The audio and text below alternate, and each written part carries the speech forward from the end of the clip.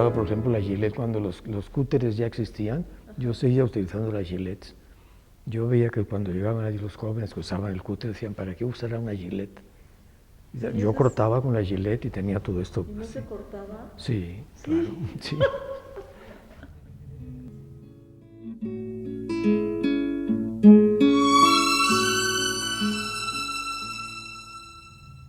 Bueno, yo prefiero mis tijeras, sí, mi compás, mi pegamento, el cemento iris, que tampoco lo conocen, ¿verdad? El cemento. Sí, el cemento iris, sí. Claro.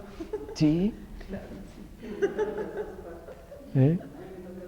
Ah, bueno, sí, te tocó todavía algo, bueno, maneja el tipómetro. el final de la cosa. Sí, pero sí. Sí, yo digo.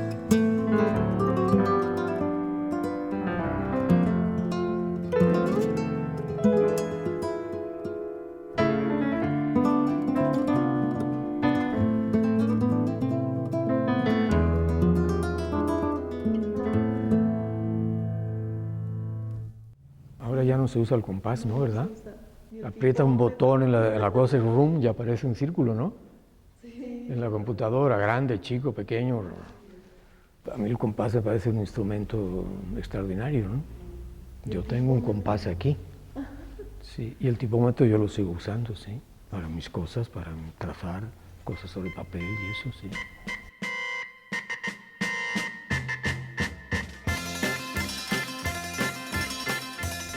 Es muy divertido crear un juego siempre, en el diseño tiene que haber siempre un juego donde el humor no puede estar aplicado siempre, pero hay que tenerlo en cuenta, ¿no?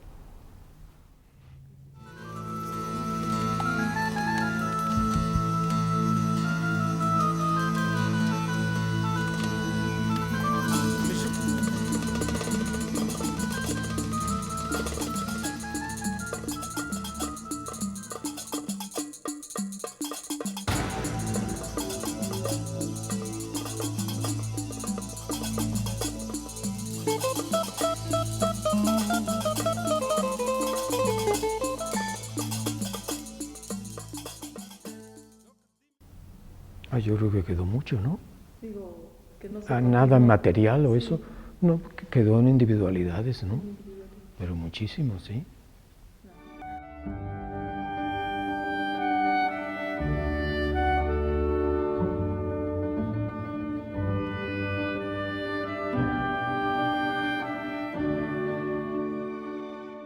Hacia los 13, 14 años, no, yo no sabía lo que era el diseño gráfico, pero a mí me gustaba mucho el cine, eso es en Barcelona, ¿no? antes de llegar a México. Me gustaba mucho el cine, entonces yo primero recortaba los anuncios que yo veía en la prensa y hacía mis propias composiciones, pero luego ya empecé a hacer mis propios anuncios para mí.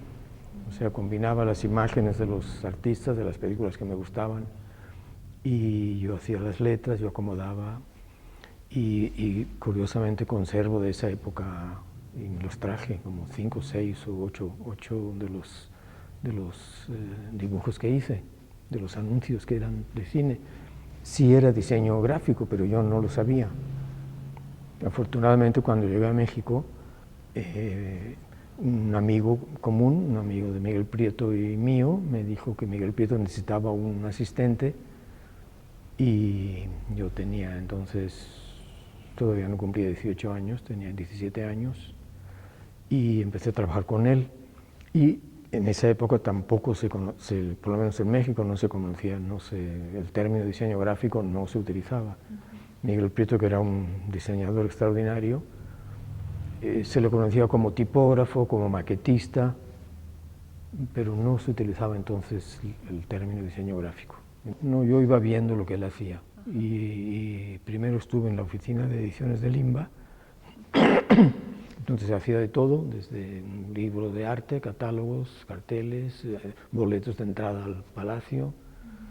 Yo iba viendo lo que él iba haciendo e iba aprendiendo. Y luego, también con él me llevó como asistente al suplemento de novedades, México en la Cultura, y allí había que aprender muchísimo porque había que hacerlo todo con mucha rapidez porque era un suplemento semanal que había que inventar cada semana porque no había archivo, no había prácticamente nada. Entonces, yo trabajaba allí con Fernando Benítez como director, que fue mi segundo maestro, y pues como nos comunicábamos qué materiales va a haber, yo tenía que conseguir libros, a veces tenía que hacer dibujos, pedir dibujos. Miguel Prieto fue mi maestro en diseño gráfico, Fernando Benítez fue una especie como de, pues a veces de padre para mí y a veces como de hijo, porque él era una gente muy descabellada, muy inteligente, con muchas ideas y a veces recurría a mí, que pensaba que podíamos hacer en el campo editorial, naturalmente, ¿no? Los fundadores eran refugiados políticos, que era don Tomás Pesate y Eduardo Naval, y nosotros éramos hijos de refugiados políticos. Mis amigos, los Pepe José Azorín y los hermanos Pesate, habían recién abierto Imprenta Madero, entonces yo empecé a llevar mis primeros trabajos de Bellas Artes para imprimirse allí, pero yo lo hacía desde fuera. Y estuve bastantes años desde fuera, llevaba lo que a mí me pedían que yo diseñara, que primero fue del INBA y luego fue de Difusión Cultural de la UNAM, yo lo llevaba a Imprenta Madero.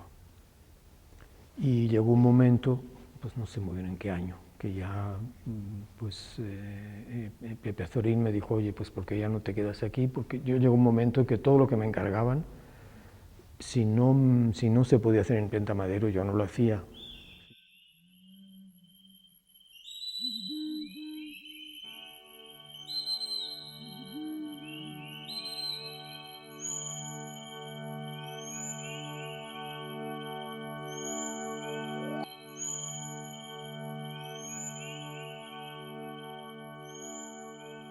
El diseñador hasta 1954, que apareció Vicente, nunca tuvimos diseñador ni nada, todo lo hacíamos allí, y cómo pongo esto, ponlo aquí y tal, y tal. O si nos traían un trabajo ya nos lo traían diciendo queremos un tipo grande, un tipo chico, porque entonces no se acostumbraba a diseñar las cosas. Obviamente que he hecho diseño gráfico, pero a mí lo que me ha interesado es que ese diseño gráfico fuera eficaz, es decir, que si era una revista, un diseño de revista, se leyera la revista, si era un suplemento cultural, se leyera el suplemento cultural, si era una portada de libro, se leyera el libro, es decir, no como un lucimiento, sino como una necesidad para cumplir con esa función, que a mí es la que me interesa realmente. Que fuera para quien lo tiene en las manos. Sí, que fuera atractivo, que eso era un objeto de los que hablan, fabricar un objeto que fuera atractivo y que fuera sugerente para alguien que lo pudiera ver y acercarse a él y entrar en él, ¿no? Eso es lo que me ha interesado, para mí esa es la función a mí me ha interesado vender libros, pero no otros productos, ¿sí? Yo siempre he hecho un diseño dentro de la cultura. Quiero decir que a mí no me ha gustado nunca estar por encima de ese contenido, ¿no? Sino apoyando, estar sugiriendo, en todo caso, si se puede emplear esa palabra, pues esa lectura, o si era un cartel de una película, pues que se viera la película, o un cartel de una exposición, o un catálogo de una exposición, que se viera la exposición. Entonces, eso es lo que a mí me interesa del diseño gráfico, tal como yo lo he sentido y como he tratado de aplicarlo, ¿no? Es decir, a la difusión cultural, básicamente, ¿no?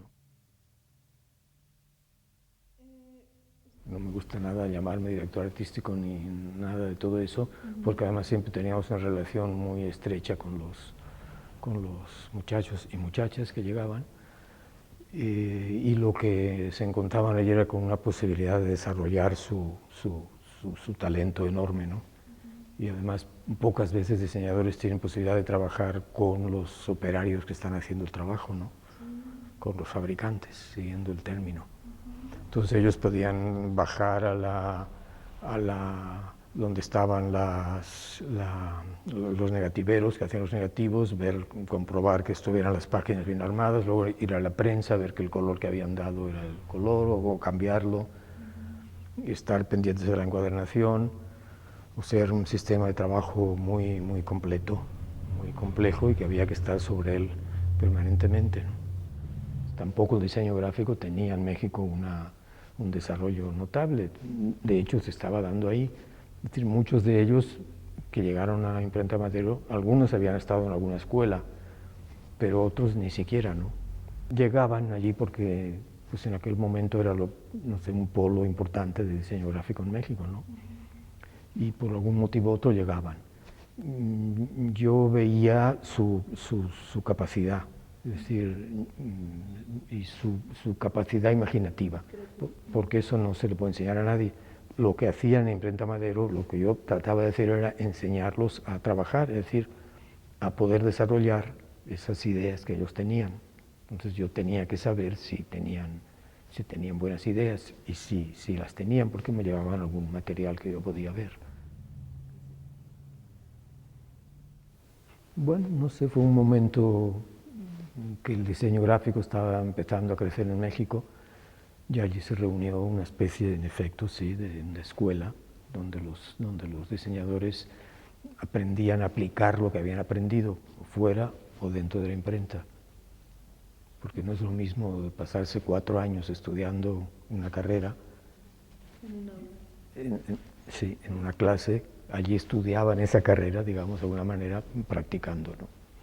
Viendo todo el proceso constantemente y sabiendo cómo ese proceso reaccionaba a lo que ellos proponían, ¿no? O sea que fue un momento importante, de ahí salieron, bueno, en esa época salieron muchas escuelas y ahí ya se han defendido todos como han podido. A mí me sigue pareciendo que 4 años estudiando diseño gráfico es una barbaridad, ¿no? Sin pisar una imprenta generalmente, ¿no? Eso sí fue una de las cosas que yo pienso que les ayudó a los diseñadores que se formaron allí, ¿no? Porque aprendieron a trabajar en tiempos completos con economías muy limitadas, ¿no?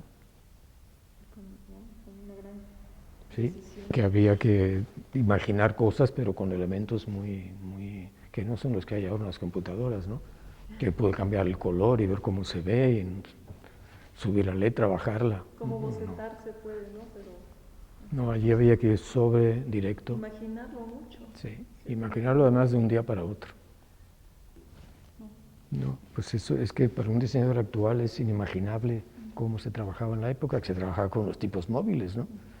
¿Tú has visto algo así, Luis? No, pues no.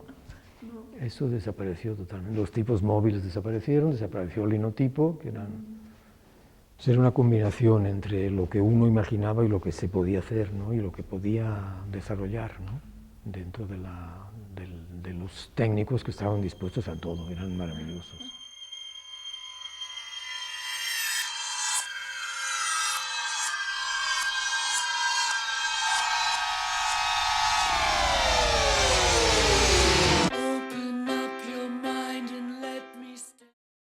Hablando de las posibilidades de Imprenta Madero, es que se podían, sí, imaginar cosas y hacerse, ¿no? Por ejemplo, los suajes, recortes,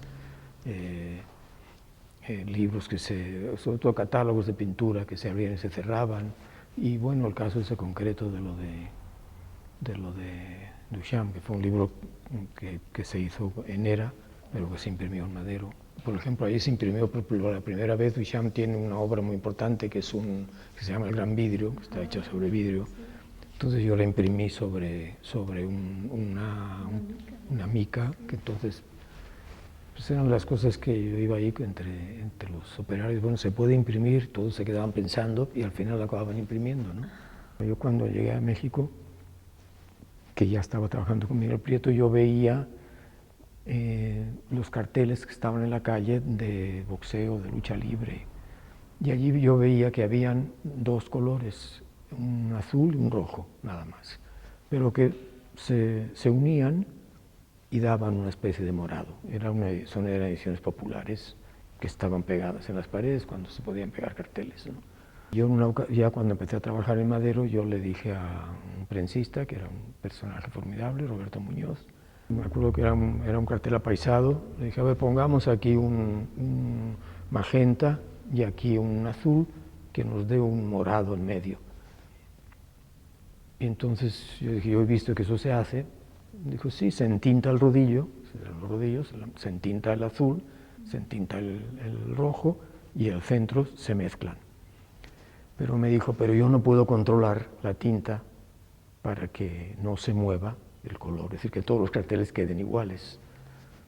Entonces dije, bueno, a mí no me importa, eran 300 carteles para alguna cosa de difusión cultural de la UNAM, de la Casa del Lago, algo así, no importa que se mueva, nadie va a estar comparando un cartel con otro.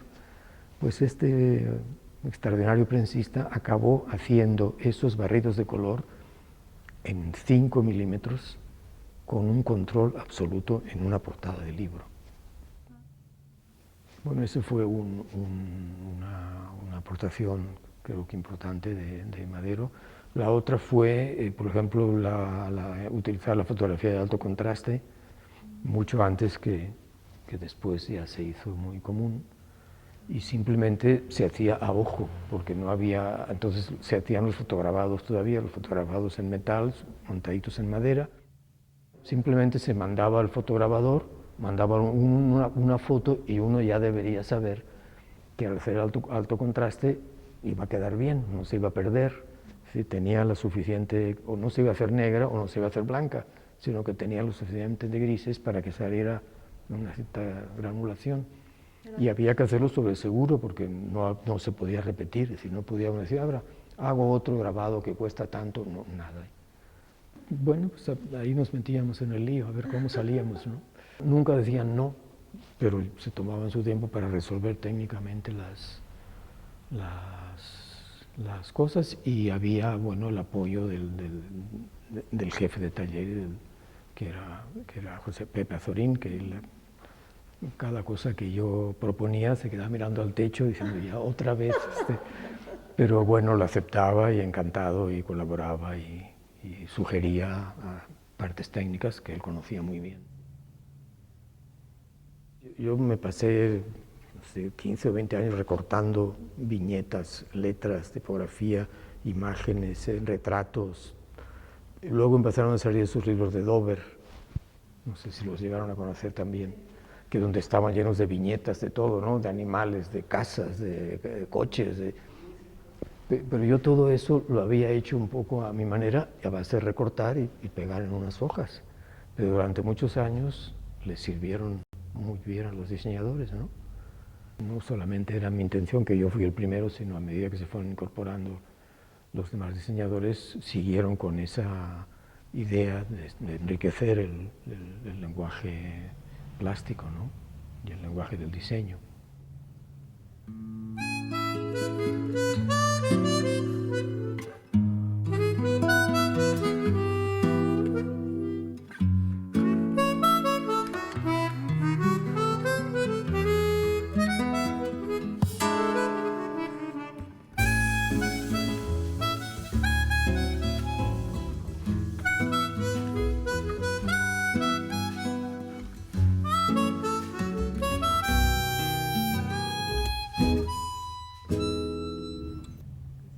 De vida, de gusto, de placer.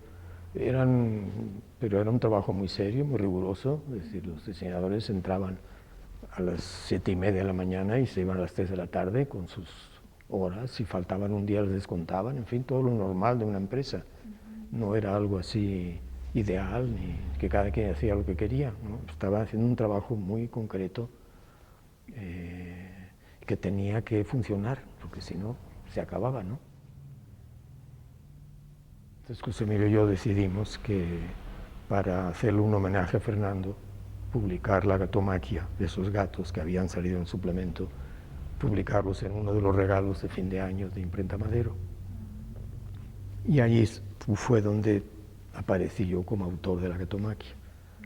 Y José Emilio hizo una presentación. Entonces, como se lo estábamos dedicando a Fernando Benítez, pues tenían que salir nuestros nombres, si no, ¿cómo dedicas algo a alguien sin saber quién dedica, ¿no? Sí.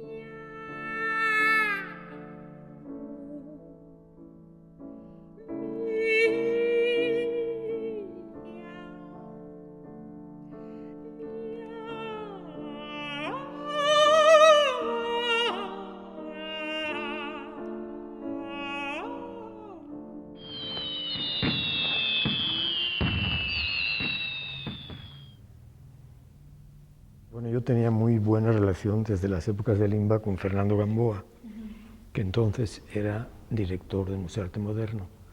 Entonces me pidió que yo hiciera una exposición mía de diseño gráfico allí, de mi trabajo. Entonces yo pensé que lo mejor era hacer del trabajo de todos, no solamente del mío. Y ahí fue donde apareció el nombre de Grupo Madero para presentar la exposición.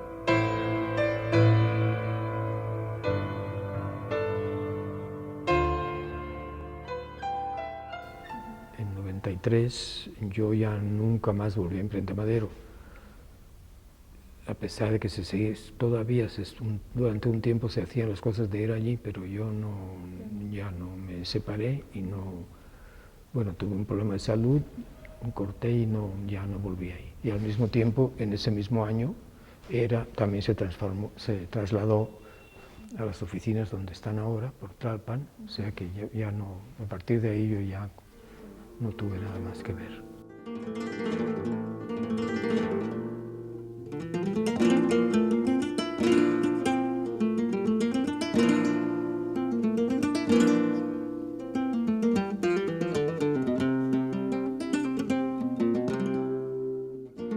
Los fundadores eran refugiados políticos, que era don Tomás Pesate y Eduardo Naval, y nosotros éramos hijos de refugiados políticos.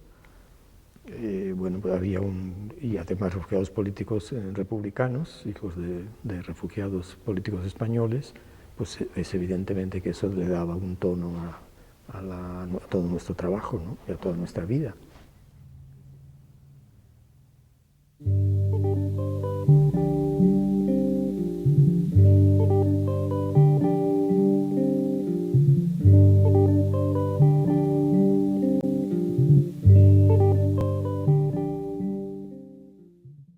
Que había una cantidad de focos muy imaginativos y muy creativos, desde los directores de las publicaciones, de las revistas o de las editoriales, hasta los propios diseñadores, ¿no?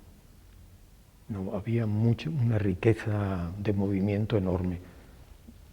Cada movimiento de esos tendría su propia música, ¿no?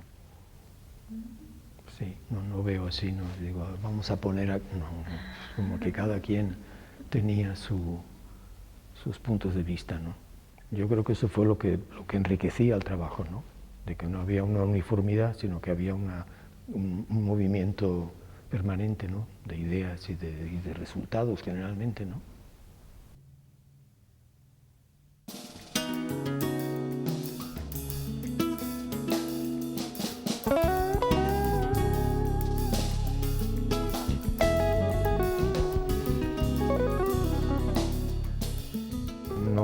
No tenía esa base, digamos, teórica, ¿no? Pues, pura imaginación, si es que se puede decir así, sí.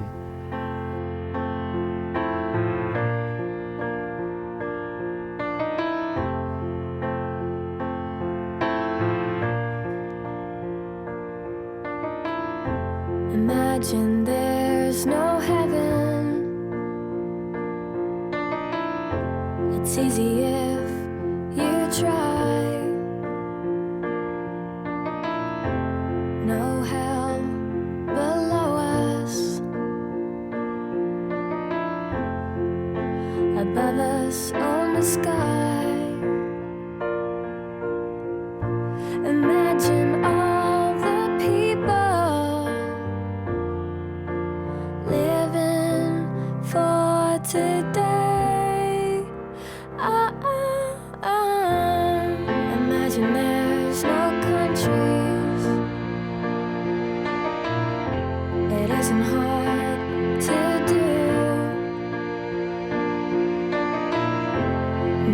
kill or die for. No religion to imagine all the people living life in peace. You may say I'm a dreamer, but I'm not the only one. I hope someday you'll join us, and the world will be as one. Imagine no possessions. I wonder if you can.